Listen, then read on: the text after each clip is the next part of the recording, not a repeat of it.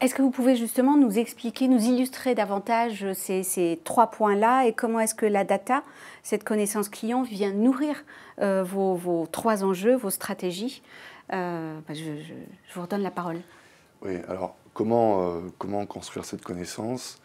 Je dirais qu'on exploite essentiellement 3 types de données.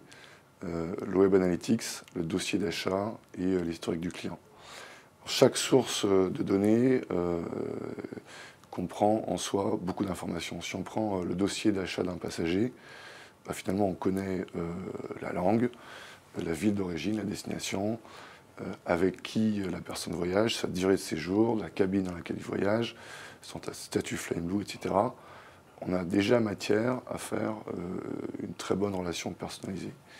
Bon, alors pour aller plus loin, on a décidé de rassembler ces différentes sources de données dans un même espace, dans un data mart, pour pouvoir faire des croisements de données intelligents.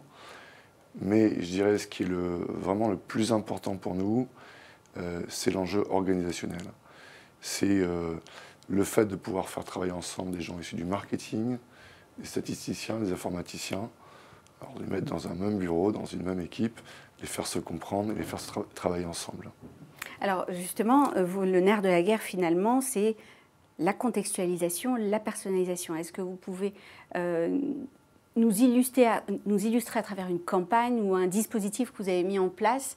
Et surtout, ce qui nous intéresse aussi, c'est de savoir, d'un point de vue performance, ce que ça apporte. D'accord. Alors, on parle de campagne, il faut commencer par parler de choses extrêmement simples. Je vais donner 3 exemples, hein, si vous me permettez. Le premier exemple, c'est vous visitez le site Air France, vous choisissez la langue espagnole. Un mois après, vous revenez, le site est automatiquement en espagnol. Ça, c'est extrêmement simple à faire, c'est très basique. Il suffit de mettre un cookie sur votre navigateur la première fois. La deuxième fois, on va savoir que vous voulez l'espagnol. Bon, mais c'est des choses très simples comme ça qui font que l'expérience client est réussie. Et je dirais un ensemble de choses très simples comme ça nous a permis d'augmenter la conversion de 8%. Deuxième exemple sur la personnalisation. Je vais prendre le cas de l'email qu'on vous envoie 30 heures avant le départ de votre vol pour vous rappeler de vous enregistrer. Bon, cet email tire parti de toutes les données de votre dossier d'achat. Alors, si vous voyagez avec un chat, par exemple, nous on le sait, et on va vous mettre un petit encart, comment voyager avec un animal. Et là, vous allez cliquer dans 80% des cas. Alors évidemment, c'est extrêmement rare de voyager avec un animal, mais tout le monde, au fond, a des particularités. Dans un même avion, 2 personnes ont très peu de chances d'avoir exactement le même mail.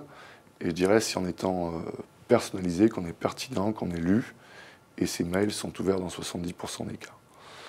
Et un dernier exemple de contextualisation un petit peu plus sophistiqué, la notification mobile pour la porte d'embarquement. Là, je vais prendre un exemple de ce qu'on ne fait pas encore, ce qu'on aimerait faire, ce qu'on a en tête. Alors, vous savez, par rapport à l'embarquement, il y a 2 catégories de gens. Il y a les premiers qui veulent être tout de suite dans l'avion, pour pouvoir bien s'installer, poser leurs bagages, etc. Et les deuxièmes, comme moi, qui préfèrent être les derniers pour faire la queue le moins longtemps possible. Bon, on peut imaginer d'envoyer au premier une notification mobile pour dire « Monsieur, l'embarquement ouvre dans 5 minutes, vous pouvez déjà faire la queue ». Et puis au deuxième, monsieur, l'embarquement se termine dans 5 minutes, il est temps de regagner la porte E47. Voilà, alors ça, c'est des choses qu'on a en tête. Il nous reste un petit peu de travail, bien sûr.